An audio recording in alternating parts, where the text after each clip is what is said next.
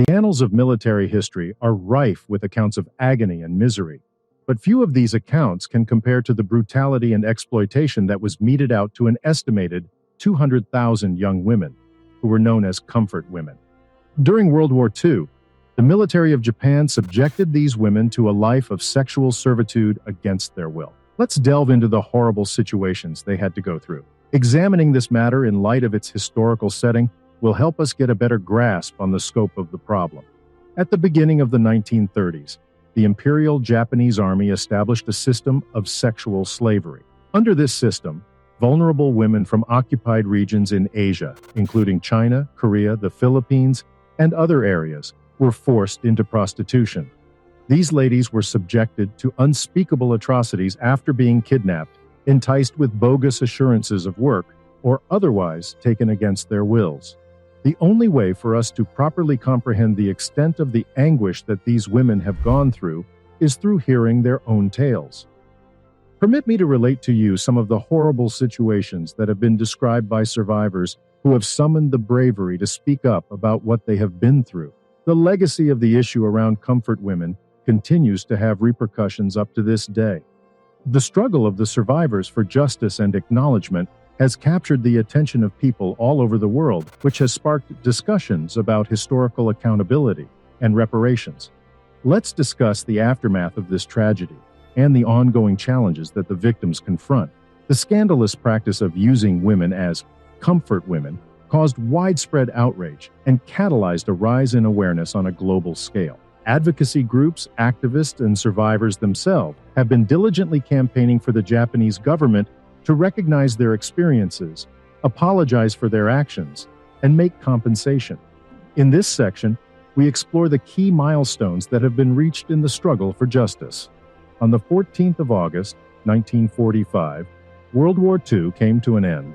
At that time, the Japanese Empire was in ashes. The United States had dropped atomic bombs on Hiroshima and Nagasaki, and the top brass of the army had no illusions about the future of their troops. However, one day prior to the formal surrender, the commander of the Japanese military police, also known as the Kampitai, gave the order to destroy a number of important documents. The Japanese hierarchy was aware that they had no choice but to confess defeat and surrender. The records of thousands of women who were kidnapped by the Imperial Army and forced to become sexual slaves were destroyed and lost for decades as a result of burning those papers. This was the primary documentation of one of the most serious war crimes that occurred throughout the war. This military practice persisted throughout the 20th century, including the Sino-Japanese War and World War II. It was in this context that the enslavement of women took new forms, and the number of victims rose to unexpected levels in 1937 during the occupation of China, when the Imperial Japanese government justified this abnormal act by claiming that by having previously organized sex workers, the soldiers would not rape the rest of the female population. The higher-ups in Japanese society came to the conclusion that the only way to make what was already happening official was to make it possible for women to be kidnapped, sold as slaves, and made to serve the military against their will. The Imperial High Command made an effort to quell the unrest by importing sex workers from Japan and setting up official brothels in the city of Nanjing. Their ultimate goal was to convince the male populace of Nanjing to leave the city's women in peace. Every time a rural community was overrun and its inhabitants slaughtered, the young women who had escaped the atrocities were forcibly removed from their homes. On other occasions, in an effort to avoid bringing attention to themselves, the soldiers resorted to dishonesty, making false promises to the women of the village that they would provide them with well-paying jobs in exchange for their companionship in establishments such as factories or restaurants. After they had consented, however, they were taken into custody and made to perform forced labor. The comfort women were held in facilities known as comfort houses, which were in reality brothels. There they were imprisoned, forced to live in deplorable conditions, and routinely subjected to rape at the hands of both military personnel and members of the general populace. The testimony of Yusuji Kaneko, a Japanese soldier whose recollections are terrifying, was presented to us. Even though the women were screaming, we didn't give a damn about whether or not they lived or died. We served as soldiers under the emperor.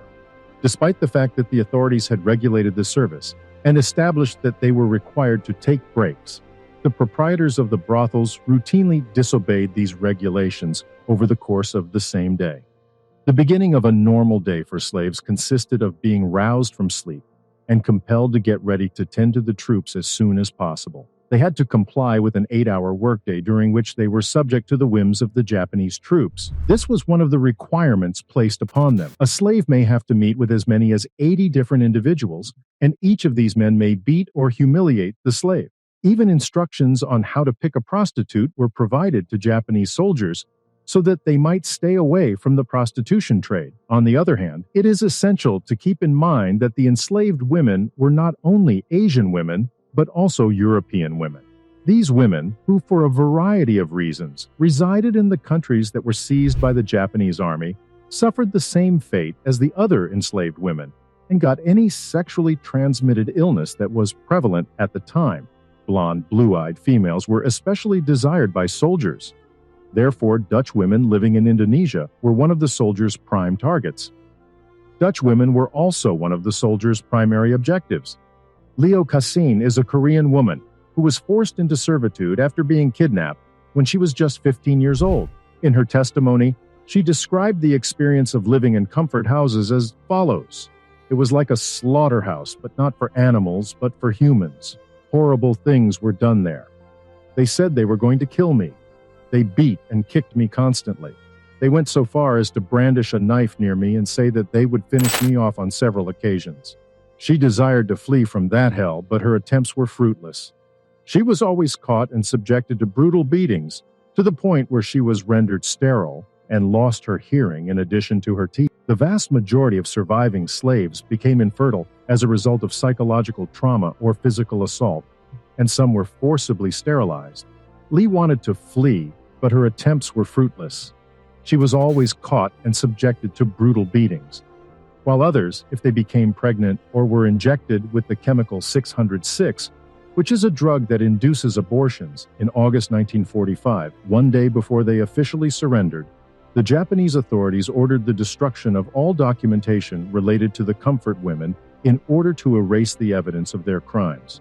This is why the exact number of victims is unknown, and although estimates vary, it is believed that there were between 200,000 and 400,000 comfort women. There were at least 400,000 victims, according to some estimates, but this number is still up for controversy. Some experts believe that at least 200,000 women were held as slaves, while others believe that the total number of victims was closer to 400,000.